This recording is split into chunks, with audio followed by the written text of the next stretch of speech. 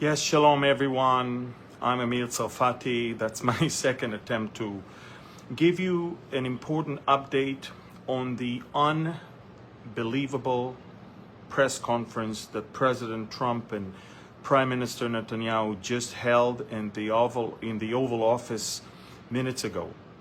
So I'm going to wait for you to connect, and please also, if you can, share it. I deleted my first attempt because it didn't work well with holding the phone and the lighting and everything. So why don't I wait for a few minutes. In the meantime, please share. And I'm going to give you a very, very important, very important update. Okay? This is epic. This is historic. This is phenomenal. This is groundbreaking. This is, I don't have enough superlatives to give you on the importance of what I just heard. I'm here with Steve Yon. We're working on a new novel, and we were both amazed. Both of us were just holding our heads like that every time the president would speak and answer the stupid questions of stupid journalists, because the Medianites are Medianites. All they care about is Palestinian state, staying in Gaza, and this and that. And they don't understand that great people think differently.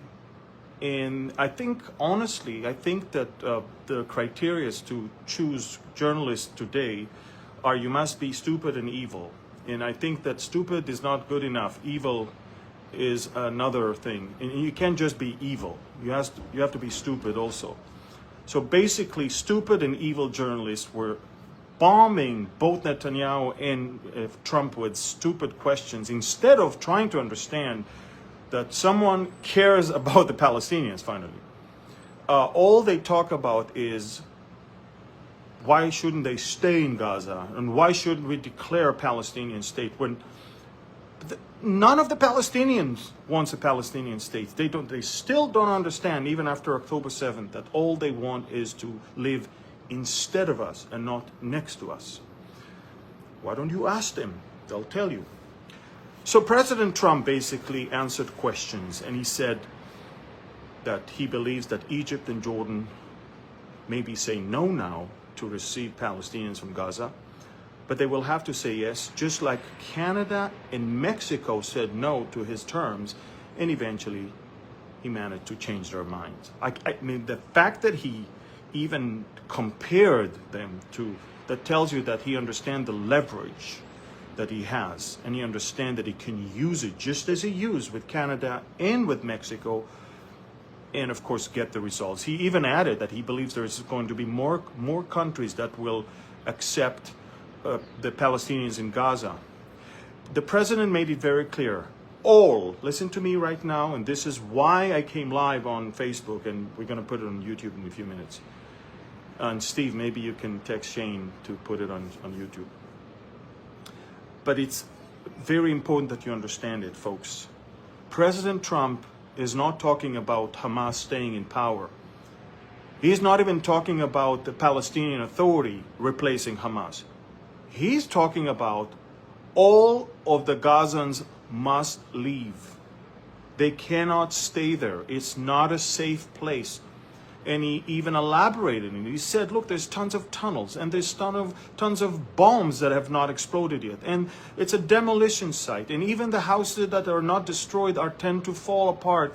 He says, you can't, this is not human to stay there. He said they deserve better. Let's build for them in other places, towns and cities where they can have good life. And then he was asked about them coming back. And he said the following thing. He said, why would they want to come back when they have better life elsewhere?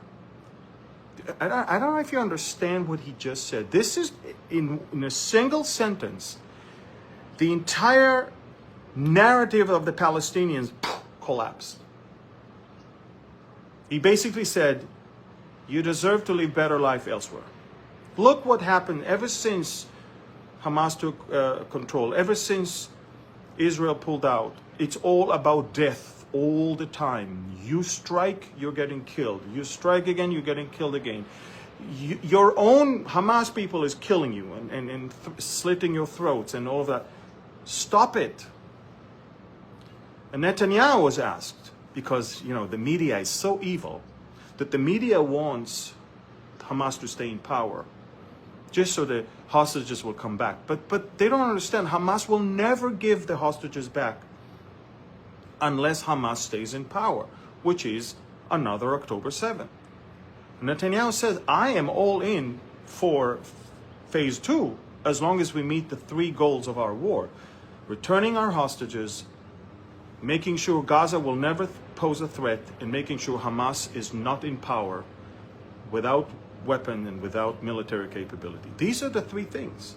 You can't just talk about returning the hostages and leave those monsters in power to plot another October 7th. So you've got to understand, it was almost as if it's already a done deal that either Hamas will surrender, which they'll never do, or we are going to resume the war after the 42 days of phase 1. And then Trump was asked about Iran. And that was epic, because the reporter, remember, they're stupid and they're evil. The reporter said, Iran is now weak. And President Trump says, no, they're not. In fact, they were weak when I was president. They are strong right now. And this is exactly why Hamas did what it did, and that is exactly why Hezbollah did what it did, because Iran empowered them. And the president said the following thing: we will make sure that Iran is not having nuclear power.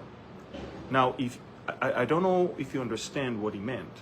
To say that, it means I'm going to give them a chance to give up that program through a deal, because he just imposed the harshest maximum sanctions that he could, minutes before. But then he said, we'll do whatever it takes, which means he's going to give Netanyahu the green light to do whatever he needs to do in order for Iran not to have nuclear power. The fact that the President of the United States understands the danger of Iran and is not dismissing it like the stupid journalist. Can you imagine a journalist saying, oh, Iran is very weak right now? Why? Because it lost Hezbollah and Hamas? Iran is not. It's on the roll right now to produce more weapon and more rockets and more missiles and more submarines and more drones and more. Are you kidding me?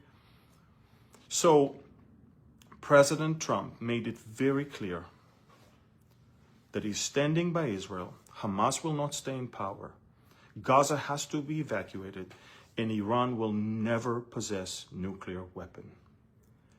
This is epic. And Netanyahu was sitting there smiling. Now, of course, the evil media tried to put a wedge between Netanyahu and Trump. And so they asked Netanyahu, so who do you think gets the credit for the hostage deal? Is it Biden or is it Trump? And then they asked Trump, you had some issues with Netanyahu before. Do you have better relations? He never answered that even. I want to tell you something. Evil, stupid media can never give you accurate news. They can only brainwash you. This is exactly why I am committed to report news. And that's why you need to follow me on Telegram, because you will never hear the truth if you watch the media. Never, ever. The Israeli newspapers are garbage. All of the greatest anti-Semites are quoting Israeli newspapers. That's how garbage they are. And there's only one TV in Israel, not TV channel, that is, conservative one that is worth watching. Everything else is garbage. It's biased. It's with an agenda. It's brainwashed. It's progressive, liberal, left, and stay away from them.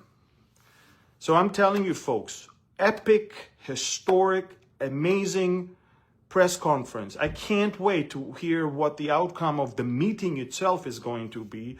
And when Netanyahu is coming back to Israel, of course, it will be a different prime minister with the backing of the world's strongest leader, and who already proved leadership by making sure that Canada and Mexico will do what they need to do in order to stop criminals entering into America and drugs entering into America. By the way, shouldn't that be obvious that countries should stop drugs and criminals from going into other countries? Shouldn't that be obvious that they should fight rather than be okay with that?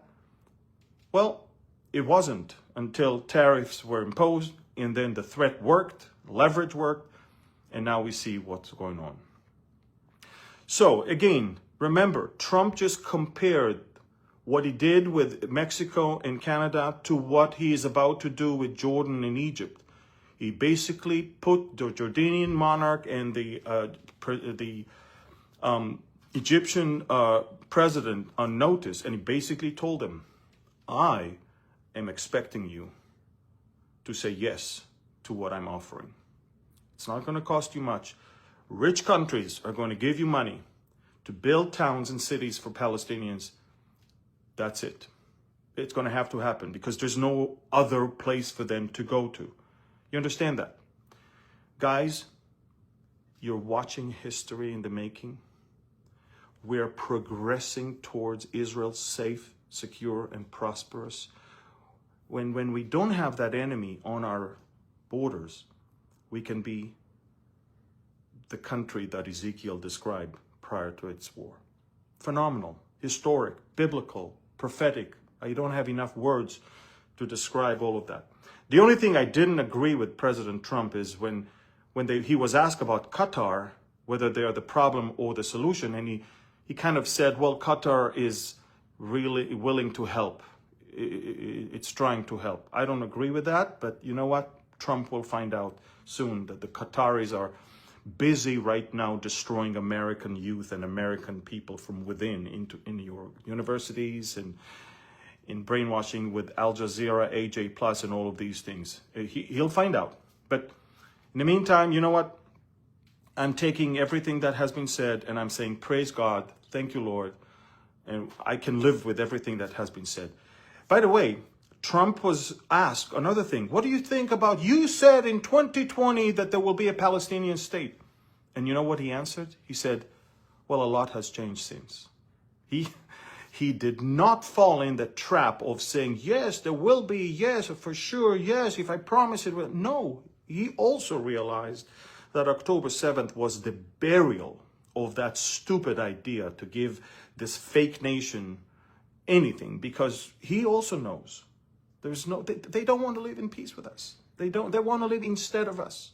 They will do whatever it takes day and night to destroy us. And he understands that. So I'm just telling you folks, phenomenal, epic, historic, prophetic, whatever, biblical, whatever you want to call this meeting, share this with as many as you can and keep praying. Love you. God bless you. And shalom from Southern California.